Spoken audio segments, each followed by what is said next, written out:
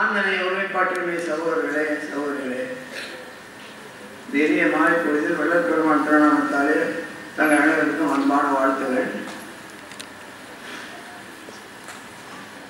வள்ளற்பெருமான் உலகத்தில் சில காரியத்தை நிறைவேற்றுவதற்காக இறைவனாலே வருவிக்கப்பெற்றவர். பிறந்த நாள் விழா, அவதார நாள் விழா என்று ரெண்டு வகையாக இந்த விழா வழங்குகிறது. பர்த்டே, பிறந்த நாள், இப்பெல்லாம் எல்லாராலையும் கொண்டாடப்படுகிறது. பிறந்த நாள் எல்லாராலையும் கொண்டாடப்படுகிறது.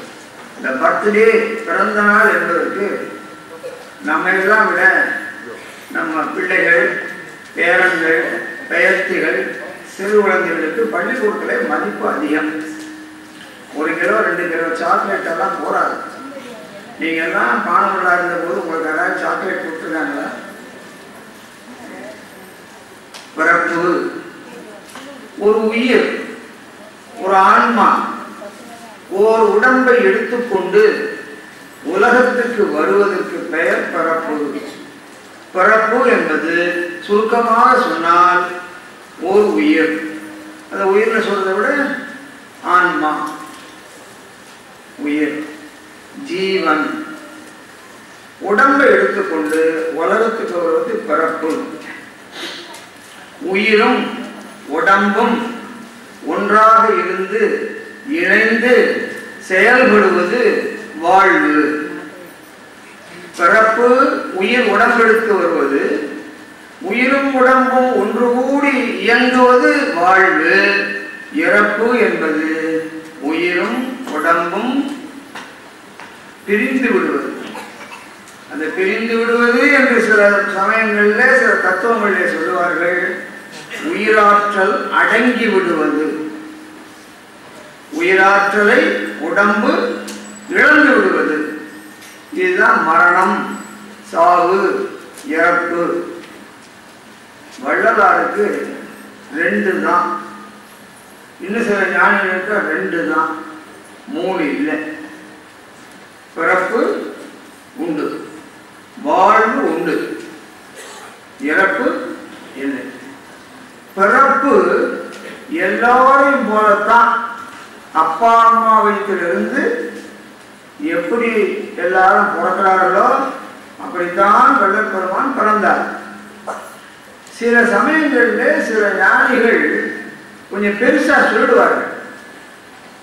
இப்போ 12 ஆழ்வார்கள்ல ஒரு ஆழ்வார் ஒரு அள்ளிக்குளத்திலிருந்து தோன்றினார் அப்படின்னு சொல்லிட்டார். இதெல்லாம் கௌரவத்துக்காக சொல்றதுதான். புத்தர் கூட எப்படி பிறந்தார்னு சொல்லியிருக்காங்கன்னா, ஆழ்வார் மட்டும் இல்லை, நாயன்மார் மட்டும் இல்லை, புத்தர் பிறந்தது அவங்க அம்மா வயிற்றிலிருந்து எல்லாரும் பிறக்கிறாங்களோ பிறக்கல. விழாவில் ஒரு வெடிப்பு ஏற்பட்டு அந்த புத்தர் குழந்தை அப்படியே நழுவுனதாக சொல்லப்பட்டது. தாயார் தகப்பனார் சேர்ந்து கரு உருவாகி புத்தர் அவதாரம் பண்ண சொல்லல. என்ன சொல்லியிருக்கார்கள் என்றால், தேவலோகத்திலிருந்து ஒரு வெள்ளை யானை அப்படியே ஆகாய மாற்றமாக வருவது போல் இருந்தது. யசோதரை கணா கண்டாள். இரவு நேரத்தில் ஒரு வெள்ளை யானை ஆகாயத்திலிருந்து அப்படி இறங்கி வந்து விழா வழியாக புகுந்தது. வெள்ளை யானை விழா வழியாக புகுந்தது. யசோதரை கருவுற்றாள்.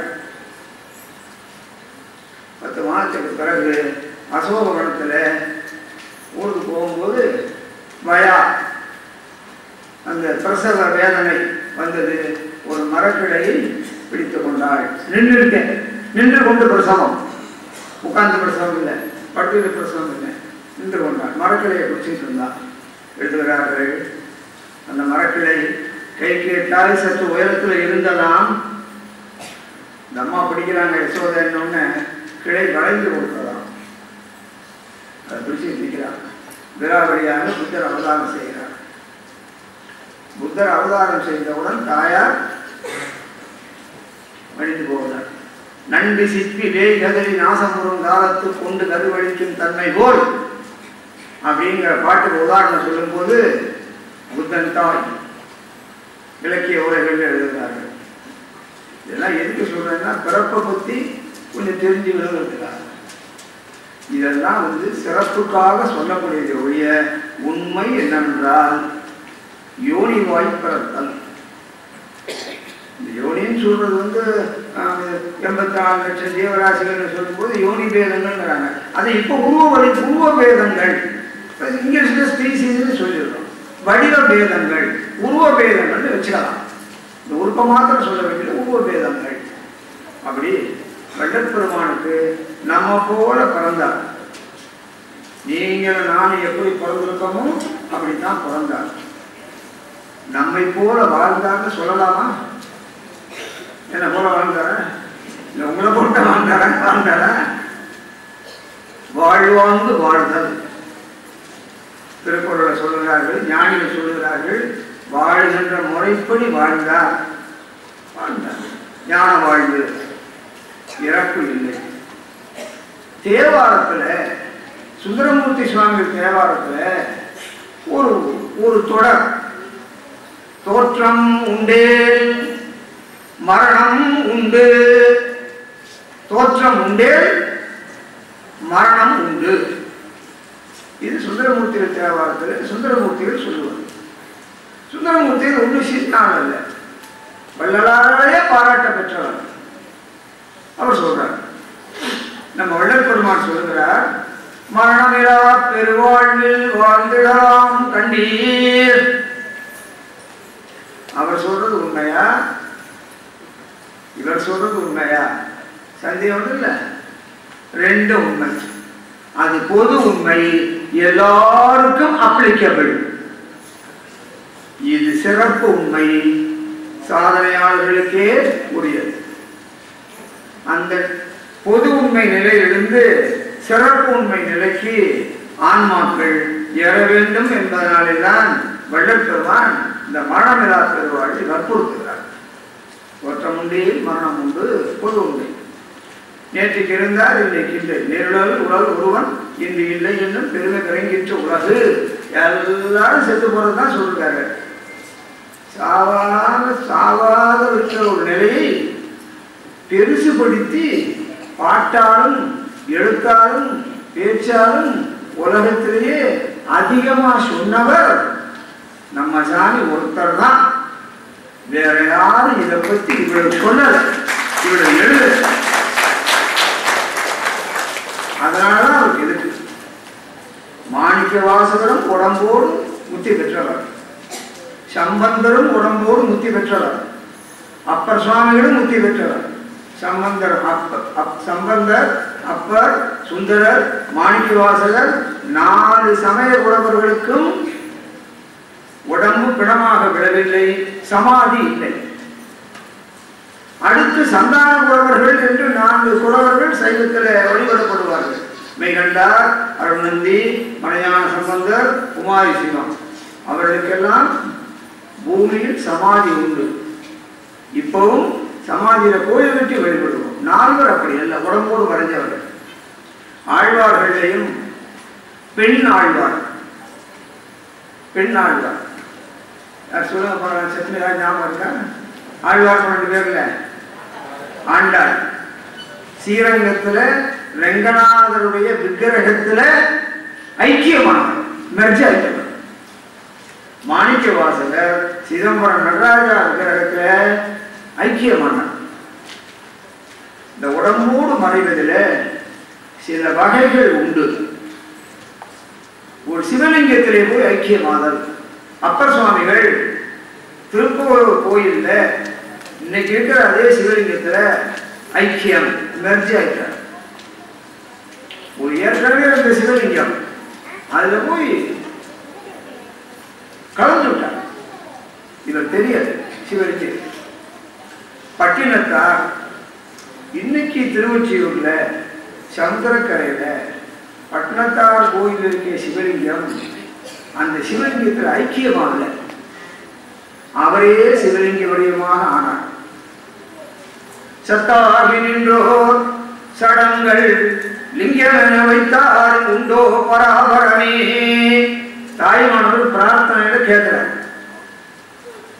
பட்டணத்தார் சமுத்திரக்கரையில் உட்கார்ந்திருந்தார். மாடு மேய்க்கிற சிறுவர்கள் அந்த விளையாடி கொண்டிருந்தார்கள். அவங்கெல்லாம் ஏதாவது விளையாட்டு காட்டுங்களேன் அப்படின்னார்கள். அந்த சாலை கொண்டாந்து என் மேலே மூடுன்னா, அங்கே துணி துவைக்கிறவர்கள் சலவை தொழிற்காரர்கள் பெரிய சால் வச்சிருந்தார்கள். அதை எடுத்து மூடினா ஒரு பெரிய கொப்பரை, ஒரு ஆளை மூடி விட்டான். இவர் உட்கார்ந்தார். மூடு அப்படின்னார். இந்த கூடையை திறப்பான், மூடி மந்திரவாதி கூடையை திறப்பான். சின்ன பிள்ளைகளாக கூப்பிட்டு மூடுங்க அப்படின்மா. ஒரு தரம் மூடுவாங்க, திறந்து பார்ப்பான், ஒன்றும் இருக்காது. ரெண்டாம் தரம் மூடுவான், ஒன்றும் இருக்காது. மூணாம் தரம் மூடுவான், அங்கே ஒரு மாஞ்செடி இருக்கும். இந்த மந்திரத்தில் மாங்காய் போட்டு மாஞ்செடி புனைக்கி வச்சுருக்கேன். இதெல்லாம் அந்த காலத்தில் வித்தைக்காரர்கள். அப்புறம் அந்த வித்தைக்காரனே சொல்லும்போது என்ன சொல்லுவான், வித்தை பார்க்க கூடுறாங்கல்ல, மகாஜனங்களே வைத்த பொழப்புக்காக செய்கிறேன், மகாஜனங்களே வைத்த பொழப்புக்காக செய்கிறேன். அதாவது மகான்கள் இருந்தால் என்னை கொஞ்சம் விட்டுணும், ஒன்றும் பெறக்கூடாது அப்படின்பாங்க. ஏன்னா இந்த வித்தியை செய்கிற ஆளு நம்ம மூணார் பாலு மாதிரி இருந்தாருன்னா மடக்கி போடுவார், தர்மலிங்கம் மாதிரி இருந்தாருன்னா மடக்கி போடுவார். அதனால என்ன பண்ணுவாங்க, தர்மலிங்கத்தை முதல்ல கைக்குள்ள போட்டுருவாங்க, பாலுவை முதல்ல பிடிச்சி போட்டுருவாங்க, குருசாமியை பிடிச்சி போட்டுருவாங்க. இந்த ஆளு என்ன எடுக்க மந்திரக்காரங்க குருகடாட்சம் அப்படி. இது மந்திரத்தில் மாங்காய் முளைக்கிறது. இந்த பசங்க என்ன பண்ணாங்க, மாங்காய் முளைக்க போகுது அப்படின்னு நினைச்சு இந்த மாடு மேய்க்கிற சிறுவர்கள் அந்த சாலை கொண்டாந்து பட்டணத்தார்கள் கவுத்தார்கள். ஒரு தடவை கவுத்தார்கள், தூக்கி பார்த்தார்கள், உட்கார்ந்து இருந்தார். ரெண்டாம் தரம் கவுத்தார், தூக்கி பார்த்தார். மூணாம் தரம் கவுத்தார்கள், லிங்கம் இருக்குது. பட்டணத்தார காணும். அந்த மாதிரி 4 வருடம் அப்படிதான். திருப்பான் ஆழ்வார் அப்படிதான் செஞ்சு. நமக்கு நேரம் குறைவா இருக்கனால நம்ம ரொம்ப விரிவாக போகக்கூடாது, சுருக்கமாக பார்த்துக்கலாம். 4 வருடம் அப்படி இருந்தார். வள்ளலார் சித்தி பெற்றார். இதை பற்றி அதிகமாக பேசினார். தேவாரம் பாடினவர்கள் சித்தி அடைந்திருக்கிறார்கள், திருவாசகம் பாடினவர் சித்தி அடைந்திருக்கார்கள், ஆழ்வார்கள் சொல்லியிருக்கார்கள், அடைந்திருக்கார்கள். ஆனா சொல்றதாக வள்ளலார படிச்ச உடனேதான் எனக்கு அவங்கெல்லாம் ஏதோ கொஞ்சம் குறிப்பு காமிச்சது மாதிரி தோணும். அது கூட இலை மழை காயாக, இலை மழை காய். ஒரு மாமரத்தை பார்த்தா 1000 இலை தெரியும். அது 100 மாங்காய் இருக்கும், 10 மாங்காய் தான் தெரியும். 90 மாங்காய் இலை மரத்தில் மறைக்கப்படும். இதுதான் இலைமறை காயாக. குட்டா சொல்றது, வெளிப்படையா சொல்லாங்க. இலைமறை காயாக பெரியவர்கள் அப்படி காமிச்சாங்க. அது கூட ரொம்ப கொஞ்சம். வள்ளல் பெருமான் வெளிப்படையாக அதை பற்றி நிறைய டிஸ்கஸ் பண்ணாங்க. அதனாலதான் அவரை குறை சொல்ல திட்ட, என்ன யாரும் பேசாததான் பேசலாம், இந்த இருக்கவங்களுக்குலாம் தெரியாதா, இந்த ஆள் புதுசா, அது மெட்ராஸ் பாஷையில புச்சா, ஒரு காலை கட்டிக்கிட்டு சொல்லியிருந்தாலும் கொஞ்சம் கௌரவமா இருக்கும். இது சாதாரண வெள்ளை வெட்டி, இது ஏதோ புதுசா சொல்றாருன்னு எல்லாம் கரிச்சு கொட்ட ஆரம்பிச்சாங்க. அப்படி கரிச்சு கொட்டின பயன்தான் இந்த அழுப்பா மறுப்பாவாதம் எல்லாம். வள்ளல் பெருமான் சொல்லுகிறார், இன்று நான் இருக்கும் இடத்தில் அமர்கின்றார். மற்றவங்க எல்லாம் இறைவனை போய் சேர்ந்தார்கள், இறைவன் இருக்கிற இடத்துக்கு போனார்கள். இறைவன் வள்ளலார் இருக்கும் இடத்துக்கு கலந்து கொண்டார். அது குறைன்னு சொல்லல. நான் 4 மதிக்கிறேன், ரொம்ப மதிக்கிறேன். இப்ப பாலு மதிக்கிறதோட நான் ரொம்ப மதிப்பேன். அவர் என்ன அளவுக்கு அவங்க எல்லாம் மதிக்க மாட்டார், நான் ரொம்ப மதிப்பேன். ஆனா அந்த வித்தியாசம், பிஏ படிச்சவனோட எம்ஏ படிச்சவன் பெரிய ஆள் தான், எம்ஏ படிச்சவனோட டாக்டர் பட்டம் பெற்றவன் பெரிய ஆள் தான். இன்னொன்று ஒரு கிரேட் இருக்கு.